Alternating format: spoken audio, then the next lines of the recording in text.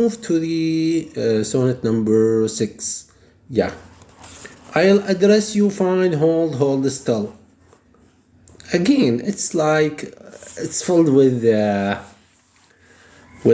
autobiography. It's hard to skip these lines, but I'm going to try my best again and again. I'll address you fine. I'll speak about you. Hold still, like be still. Do not move away from me. Ah, my idle rhyme, you lay me waste. Yep. My rhyme is insufficient. It cannot address you well. You lay me waste, like you bring silence into my mind, into my heart, like I'm just enjoying being close to you. I cannot even express myself. It's really like it's miraculous how how I was able to write all these songs. Like I think if it was mutual, I wouldn't be able to write any bit, maybe, because I would be like so much consumed with the relationship, with the ecstasy, with the rupture, with whatever, with the things that are unspeakable and a terrible joy and pleasure, etc. So you lay me waste, like I couldn't express myself even with that mutual unrequited relationship. To paint a flower, what color to spell? Yeah, to paint a flower, like to speak about love. Love here is referred to as a flower. To paint a flower. How could my words describe you? I'm speechless when I tend to speak about love. What color to spell? What color? Like you are like it's beyond an experience, beyond description, beyond the physical reality. Sanguine, like a blue or green is a greater state. Is it like sanguine, the greenish color, blue or green is a greater state? It's so funny. Like I'm referring to green as a greater state because, yeah, it's worth to be stated right now. I usually associate my loves with colors. Like I remember the second incident, which was the most dear. Maybe I'm not judging my relationships in terms of like effectiveness or something, but that was a special relationship. The first one that maybe it's the second incident of love I have had. It was like I was in unrequited love for like almost 10 years. Take or give, something like that.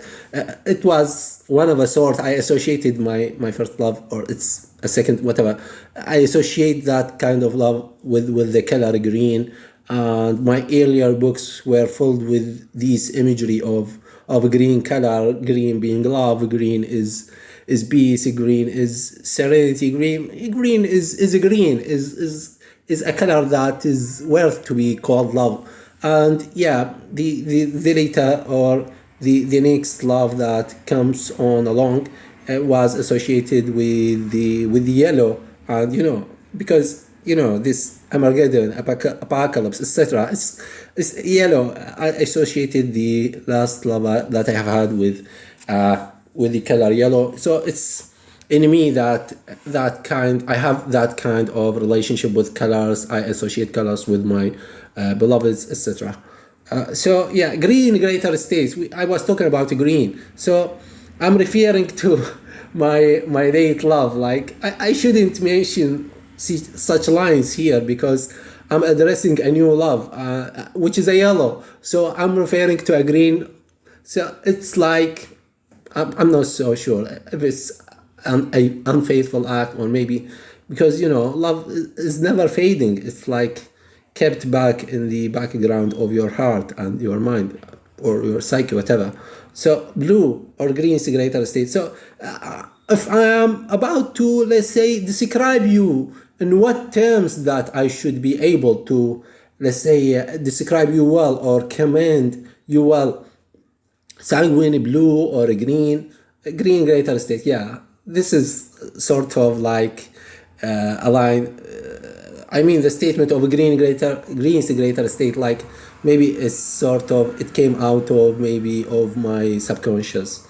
Black and white, is it like the image that I'm going to paint? It's a painting of words, not an actual painting of colors or something, because I'm not so much familiar, or I'm not a painter. I have never actually tried to paint, but I'm painting with words. Black or white? Is it black or white like an old picture? Nay, a colorful image. So you are worth a colorful image, many colors, many words that I would use to maybe try to describe my experience, to describe you, etc. But it's in vain, actually. Love is undescribable. The beloved is undescribable, etc. But yeah, it's like better to do something better than nothing. It's better than ever. Yeah. Thou deservest from my trembling pen. Of course, my pen would be trembling, would be weak to trying to describe such being, such a beloved, such a relationship. Being weak, I call for thy help to envisage. Yeah. So I call for your help. Help me to imagine your state, to imagine my own state, to imagine this relationship that we have. So my muse may not thy sweet look feign. Yeah. So my words, my poetry would not like corrupt your sweetness, would not help me, so that my words would not make less of you, because you are beyond my ability of description. You are one of a sort. Oh, bring thy muse hither, let's paint one. Let's speak about our own spirit, a whole spirit. Yeah. So we were like, it was sort of complicated. It was, it's semi-mutual. It was sort of. So my muse, a whole spirit, transcend me and thee. So we would maybe speak with each other, or address each other as a whole spirit, as one speaks to his own self, like we are one with the relationship of love.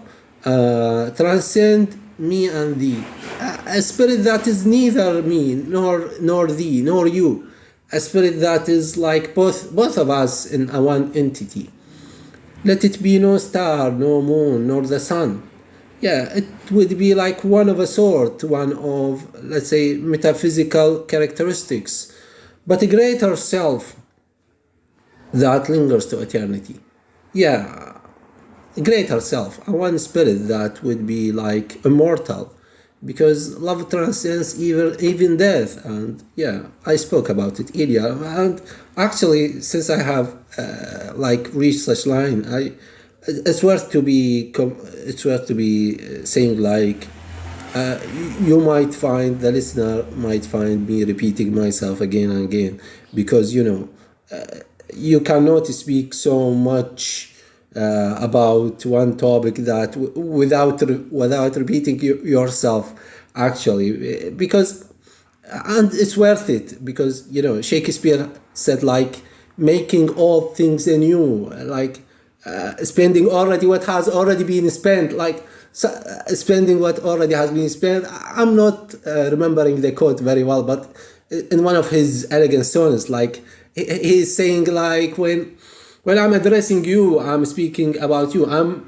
I am reshaping, I'm embellishing my words, restating them, rereading, rewriting them in a regenerative way. Like, I'm addressing all things anew. Like, it's the same thing, but we are almost like in a process of repeating ourselves. But it's like embellishing or adding something with each try, with each statement about love. We are adding something that is traceable, maybe on a mini scale, let's say. Where were we? Yeah, but a greater self that lingers to eternity. Yeah, we spoke about that love is like immortal. Maybe in heaven the lovers would be reunited after their death. Sorry. I'll address you still. Oh, do not ever move. Like, I'm trying to imagine myself here like someone who is trying to paint a portrait of of another person, and he is addressing that person. Do not move, be still, just hold on, stand still before me, like you don't have to move so I may paint well. I'm like imagining myself as a painter here. So I'm telling my love, do not move, be here, keep my company. Yeah, I'm sort of a begging here. Be fixed, be still, but learn how to move with love. Yeah, be fixed. Even your fixation, even your stillness is an act of love. So if you follow me, if you be still, if you be fixed, then this is a kind of movement, a spiritual movement. You are moving with me. It was such a kind invitation. Yeah, I am maybe praising myself. Sorry for that. Let's move on.